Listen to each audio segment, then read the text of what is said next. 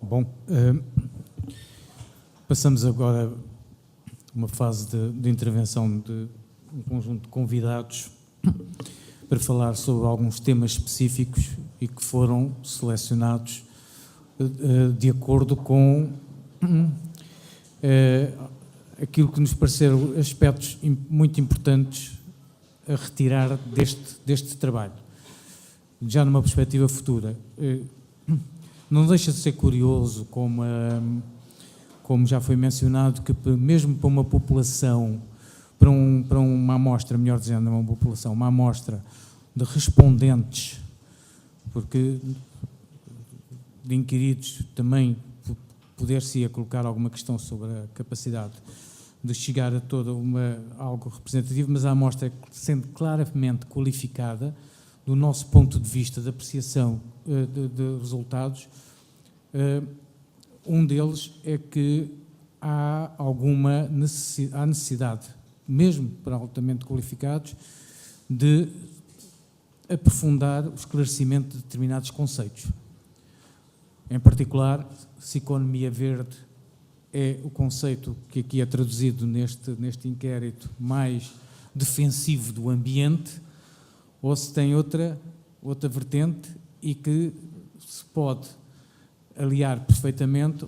Eu diria que uma leitura muito primária dos resultados seria uma economia verde adversária de uma reindustrialização, naquilo que uma reindustrialização possa ser interpretada por seu lado como algo que explora recursos de uma forma inesgotável. Portanto, este é o desafio que eu coloquei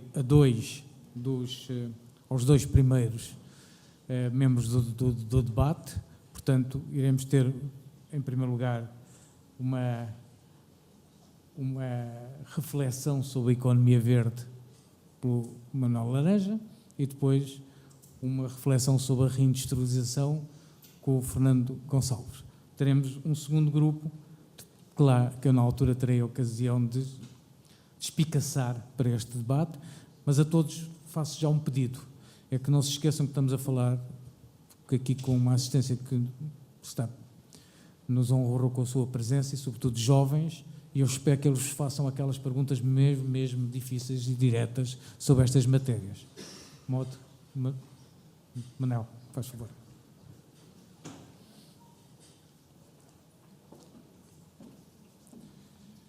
Boa tarde a todos. Muito obrigado ao professor Pinto Paixão pelo convite para estar aqui, com muito gosto que estou, ainda para mais conhecendo os meus colegas de painel, quem aproveito para cumprimentar, e a todos os que estão aqui. E em jeito de um pouco abertura de hostilidades, digamos assim, para desafiar o que é que pode ser o debate aqui, não só entre os membros do painel, mas com todos nós, em vez de vir aqui dar uma exposição magistral sobre a economia verde, eu escolhi 5 pontos daquilo que foi apresentado do resultado do trabalho, que alguns acho que são realces do que o trabalho traz, outros parecem ser contradições e, portanto, são pontos interessantes para nós tentarmos aprofundar aqui. E, se calhar, se me permitia, começava desde já por pegar nas últimas palavras que o professor disse, que é o meu primeiro ponto, é precisamente esta ideia, para mim, a meu ver, redutora. É o que é que não é isso que o relatório quer dizer, mas é isso que às vezes alguma leitura mais enviesada pode deixar transparecer, que é a ideia de que a economia verde e a reindustrialização funcionam contra a outra. E, enfim, porquê é que eu faço, digamos, um certo fincapé neste ponto? Porque, a ver, eu acho que, olhando para os debates sobre reindustrialização que tem havido no último ano, essencialmente, nesta última legislatura, até houve um ministro da Economia campeão desse tipo de debates, esta confusão teve muito presente.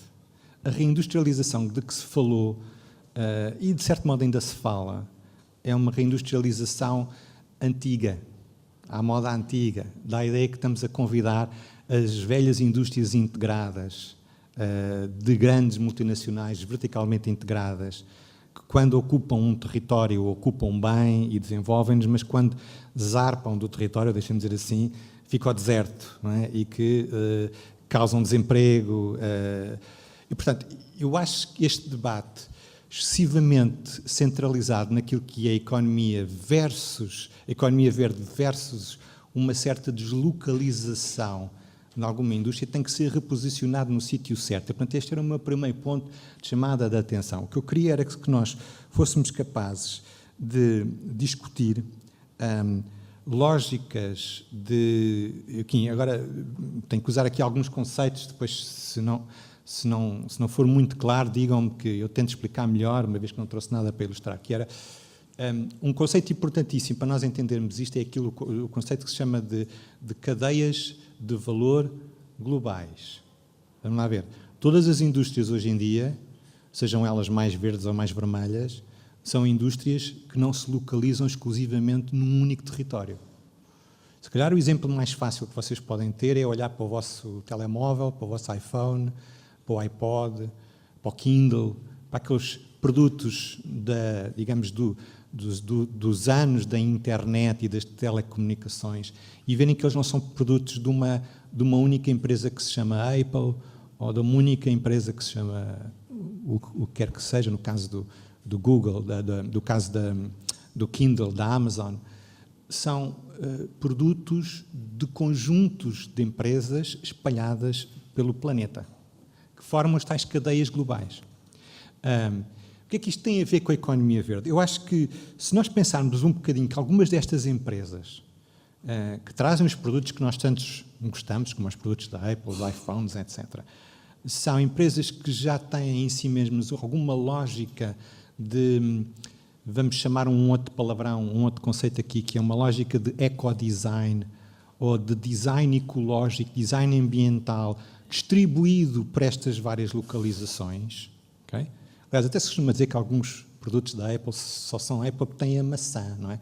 Porque o resto é tudo fabricado em Taiwan, mas desenhado em determinadas partes. Este era o meu primeiro ponto. Eu acho que se calhar podemos retomar aqui mais à frente, sobretudo este aspecto que eu só deixava aqui no ar, que era, nós não conseguimos passar muito bem este debate sem voltar àquela questão antiga, que é, se queremos uma Europa, se queremos um mundo dividido entre aqueles que pensam e aqueles que fazem. E é esta a questão que está no seio de reindustrialização mais verde ou menos verde, digamos assim. Porque dá a ideia, quando a Europa debate isto, acha que a Europa pode ficar com aquelas atividades industriais que são atividades de pensar, de desenhar, e depois dar o emprego de fabrico e de indústria à China, à Índia e aos outros países. De onde eu venho, que é da Escola de Economia e de Gestão do ISEG, já agora devia-me ter apresentado, sou professor de Economia e de Gestão na Business School da Universidade de Lisboa. Nós não ensinamos isto aos nossos alunos. O que nós ensinamos aos nossos alunos é que, se você pensar assim, nunca vai ter uma empresa competitiva. O que deve ter e hoje eu acho que é esse o centro do debate, é uma preocupação muito particular em perceber que tipologias de cadeias é que permitem que eu possa ter as duas atividades, dos que desenham e pensam e dos que fabricam, juntas uma com a outra. E esse é o grande desafio para Portugal e para a Europa em geral. Porque, meus amigos, também é um facto, quando nós olhamos aí para o mundo fora, há tipologias de cadeias de valor onde a guerra está completamente perdida. Portanto, não vale a pena sequer entrar. Mas há outras que não. Eu acho que aqui, precisamente, este é o debate que devíamos fazer. Então, quais são? O que é que está ao nosso alcance? O que é que nós podemos fazer? E, para mim, há um conjunto de literatura que eu não vos vou massacrar, a nova literatura sobre industrialização e sobre aquilo que é o futuro das indústrias, digamos, das primeiras décadas dos anos 2000, do século XXI, em que, de facto, aquilo que se discute é isso. É até que ponto é que eu posso deslocalizar emprego, portanto, tirar emprego à Europa e colocá-lo na China, sem que com isso afete gravemente a minha capacidade de inovação local. Porque ao eu colocar atividades de fabrico fora da Europa, fora do país, perco inevitavelmente as capacidades de design que lhes estão associadas e, portanto, perco inevitavelmente as capacidades de inovação. Ora, este é um debate enorme que eu vejo nos Estados Unidos, aqui não vejo, não é? E esse, para mim, é que era o debate da industrialização. A outra questão, eu não me quero alongar muito para não tirar tempo aos meus colegas, que eu acho extremamente interessante, tem a ver com uma ideia perfeitamente aqui. Isto eu assumo, eu até posso, se quiserem, depois mostrar números. Eu assumo que é uma percepção que o estudo de opinião captou que é profundamente errada. Que é aquela ideia de quando vocês perguntaram o que era, o que é que tem os, digamos, os efeitos e qual é a razão pelas quais se deve considerar, acho que era assim que estava, não é? Se eu tiver a dizer alguma coisa menos correta, digam, qual era a razão pela qual se devia considerar a economia e a industrialização, a economia verde, importante. E os respondentes dizem, eu acho que é fruto também da circunstância, a maior parte deles dizem emprego e remetem para a economia, que é um bocado fruto do contexto em que Portugal e a Europa está, não é? Está toda a gente preocupada para onde é que está o meu emprego dos dias de amanhã. E nós, economistas, olhando para as estatísticas, podemos-vos garantir, emprego não tem nada a ver com isto. Nós olhamos para as curvas do que é a diminuição de emprego na indústria, elas são muito anteriores à crise.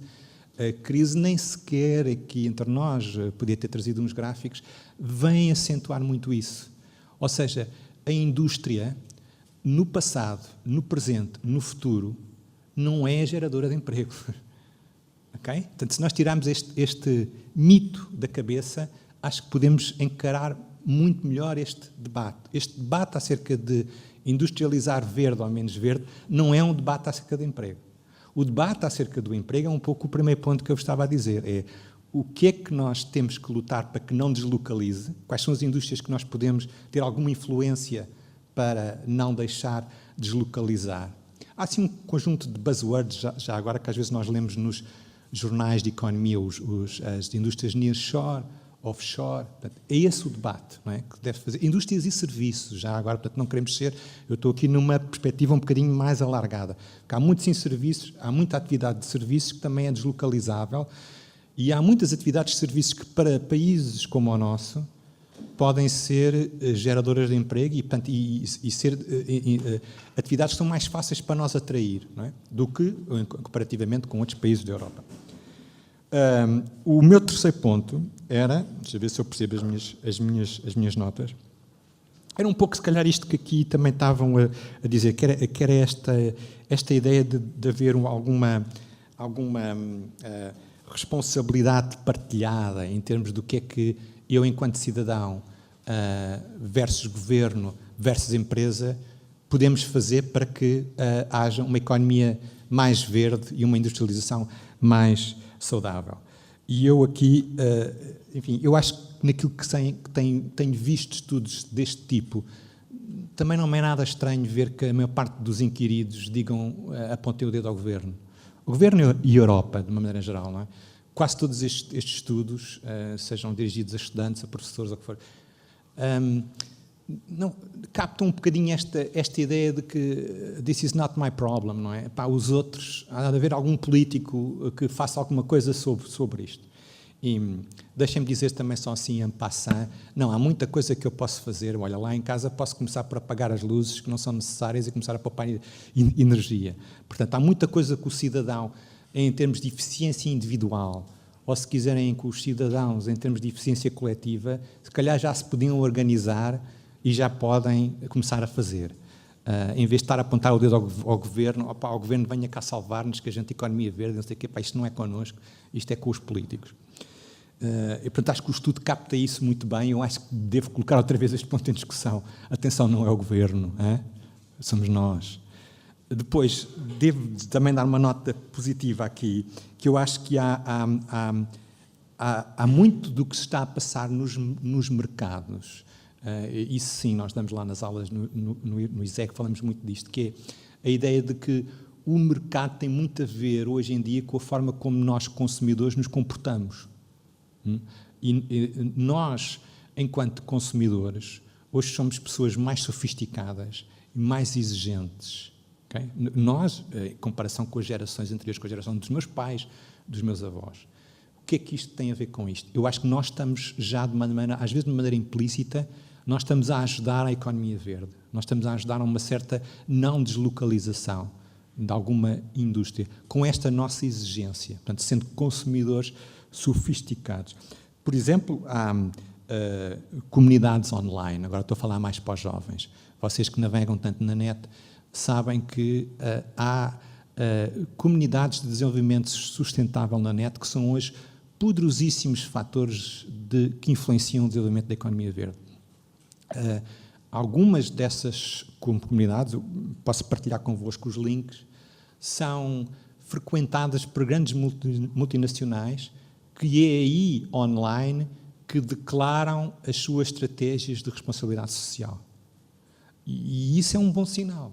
E, portanto, era o meu segundo ponto, era partilhar um pouco isto com esta, quer dizer, o relatório, o inquérito capta uma certa despreocupação do cidadão normal, dizendo que o governo faça o seu papel, que nós não temos nada ou muito mais a ver com isto, embora sim, de facto, o relatório não é muito claro, porque não há uma maioria, não é? Há uma certa responsabilidade partilhada, não é? Portanto, o cidadão também diz, as empresas também dizem, etc, etc. Mas eu acho que há este grande sinal, o mundo está a mudar, a internet está a mudar o mundo, e a internet, ao mudar o mundo, cria estas comunidades online, que são muito interessantes para nós percebermos como é que elas influenciam as grandes empresas a terem comportamentos mais verdes.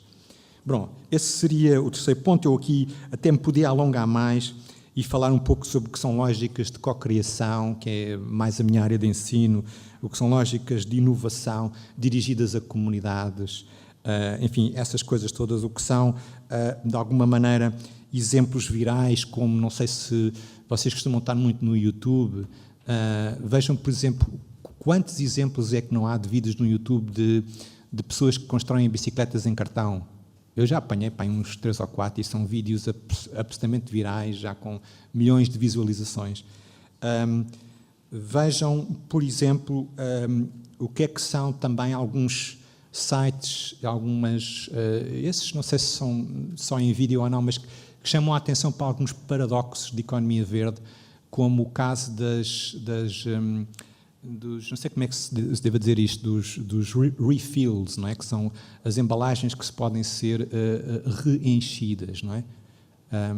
E que é não sei, eu chamo-lhe um paradoxo, porque nós, por um lado, acabei eu de dizer, somos cada vez mais consumidores preocupados, sofisticados, somos muito esquisitos na escolha, escolhemos os produtos, às vezes vamos ver, antes de comprar qualquer coisa, vamos ver 40 alternativas e depois é que compramos.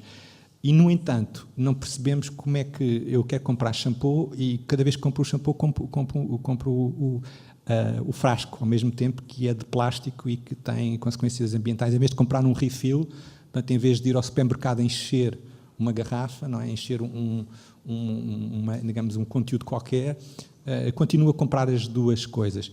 E, portanto, isto é discutido extensivamente nestes fóruns online, é isso que eu queria chamar, e eu, enfim, normalmente acho que são sinais positivos que estas coisas que muitas vezes aparecem na net depois se disseminam a um debate mais alargado. Finalmente, para não me alongar muito, eu acho que há também aqui um pouco uma discussão que eu gostava de fazer. É mais na área que o relatório fala de haver uma perspectiva de melhoria no uso eficiente de recursos. Acho que é assim que o relatório diz. E que me colocou a pensar o seguinte: bom, se isto é assim, na minha área, que a gestão de inovação, empreendedorismo, eu acho que nós temos que repensar um pouco as nossas coisas. Portanto, quando ensinamos isto a alunos ou quando trabalhamos com empresas, enfim, se de facto o inquérito está correto, a amostra não é tão enviesada assim, eu também acho que é um bocadinho enviesada, mas os resultados são válidos à mesma.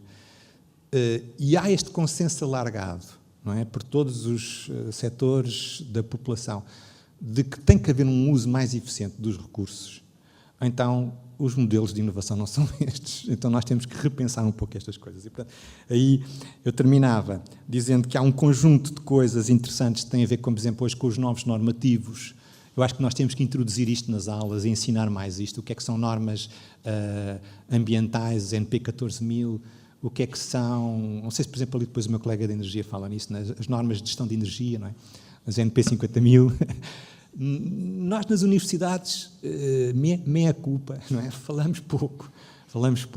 Se calhar devíamos induzir um bocadinho a mudança. Eu não sou, já agora, não sou um fanático de normas, não é?